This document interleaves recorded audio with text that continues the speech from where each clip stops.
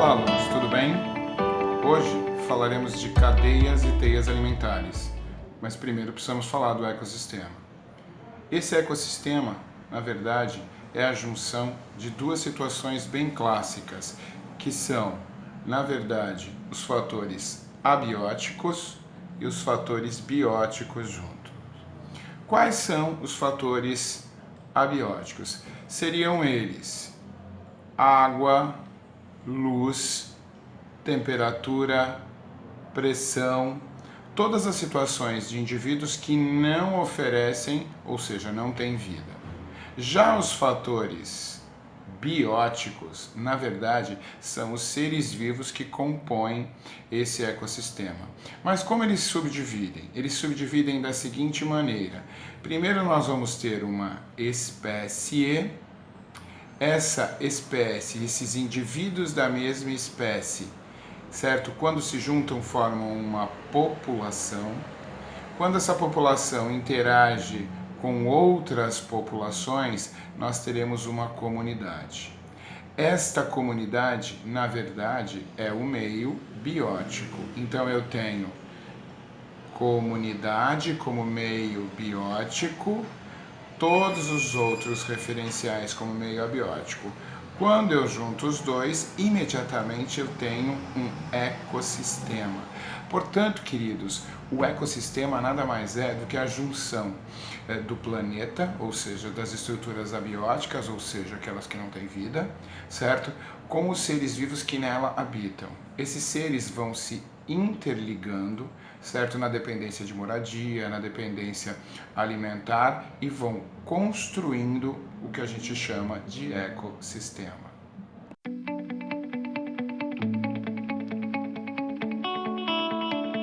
Olá, veja bem, na construção do ecossistema existe uma relação direta de alimentação, ou seja, de matéria energética que foi produzida, certo? E será absorvida. Bom, o primeiro cara, certo? O primeiro que vai construir matéria orgânica, ou seja, vai pegar matéria inorgânica e construir matéria orgânica, este primeiro indivíduo eu vou chamar de produtor. Justamente, como o nome já diz, ele produz matéria orgânica. Já os indivíduos que não conseguem produzir essa matéria orgânica são chamados de consumidores. Eles vão pegar essa matéria orgânica e vão usar para o seu desenvolvimento e crescimento.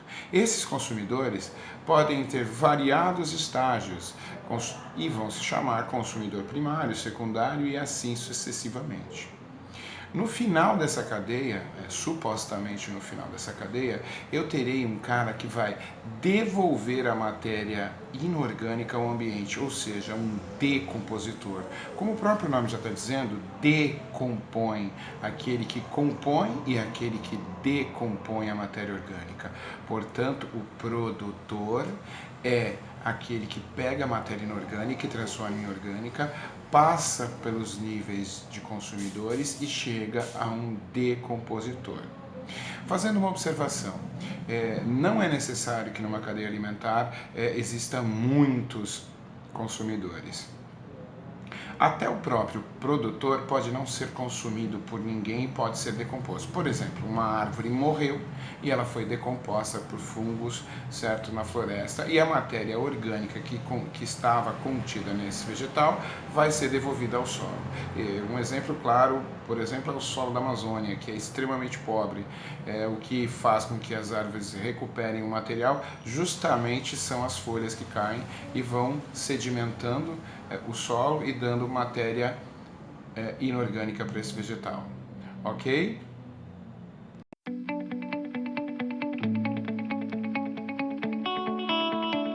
Olha só, galera, que interessante. Vou mostrar para vocês aqui, certo? Uma cadeia alimentar muito simples, certo? Que tem o seu produtor e os seus consumidores dentro dessa ideia, certo? Onde eu tenho, na verdade, um vegetal, certo? Tem um grilo, tá? Tem um sapo, tem uma cobra e tem um gavião, certo? Onde cada um deles, tá? Onde cada um deles que estão aqui, certo? produzem, ou melhor, um produz e os outros vão consumindo essa energia. Observem bem a figura, que existe a figura primária, secundária, terciária e quaternária. Isso é uma cadeia, porque ela tem uma linha só de trabalho, ela não interage. Já já nós veremos, certo, como na natureza isso se dá. Na verdade é muito simples fazer a observação desta cadeia, né? Mas na natureza as coisas são muito mais intrínsecas.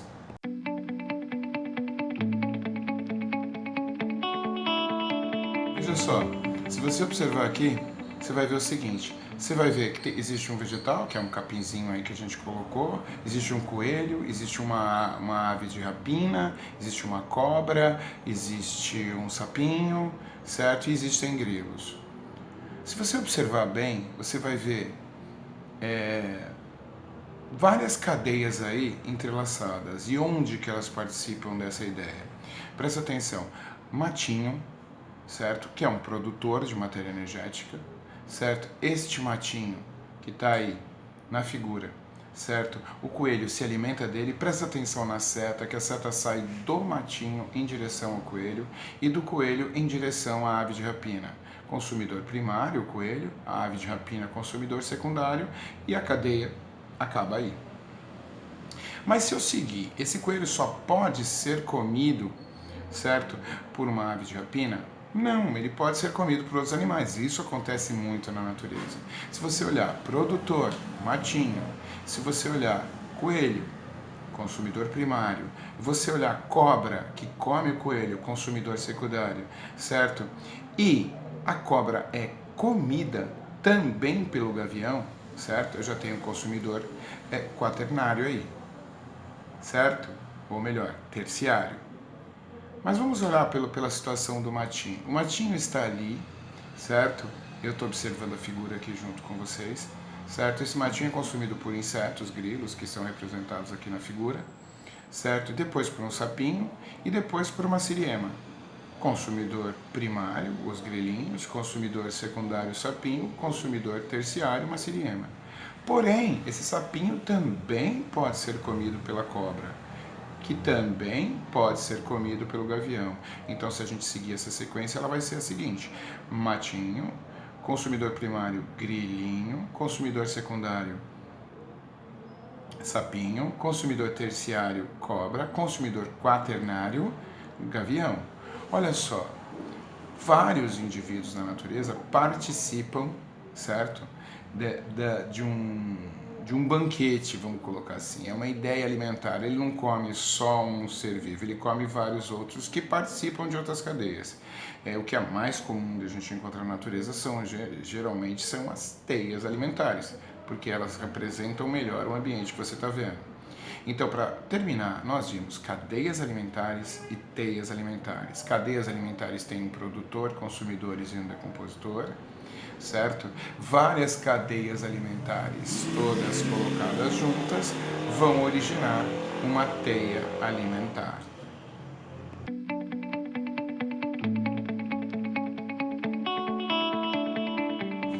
Agora é hora do exercício.